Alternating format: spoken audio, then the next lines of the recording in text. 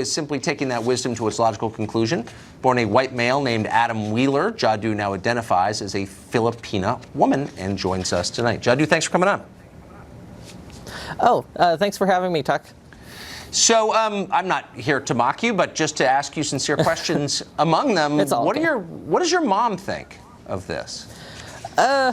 Well, she did eventually find out with all the stories going on about me and about my group. She's kind of still trying to come to the realization that I'm not exactly joking. That you're not joking that you went from being a white man to a Filipino woman. Sorry, I'm sorry for. So what did she say? Did she accept that? Well, she saw one of the stories that went on about me, and she came in the door, like hysterically laughing, and I didn't know what was going on. I came downstairs, and she's holding a phone with a video that was made about me on YouTube.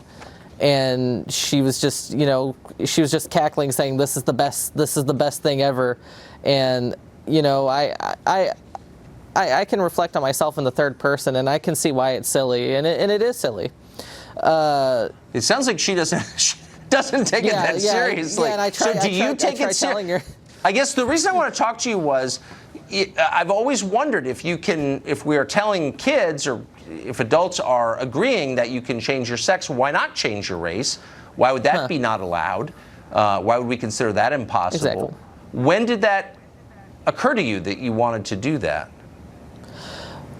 Well, in short, the Filipino culture just kind of resonated with me, and again, I can see I can look at myself in the third person, and I understand it's silly, and identity issues are issues.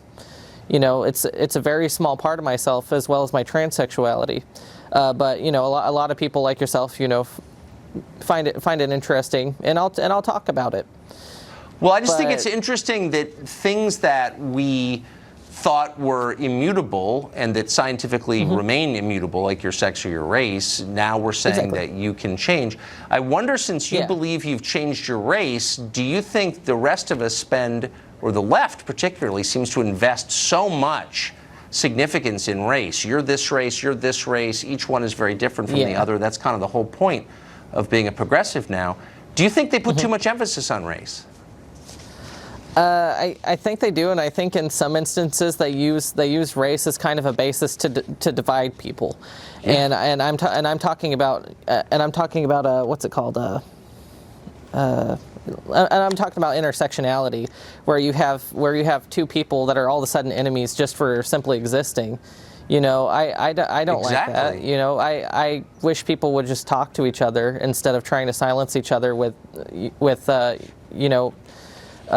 draconian systems that they try to implement into laws. Well, they must be deeply, I'm surprised I'm saying this, I agree with you completely.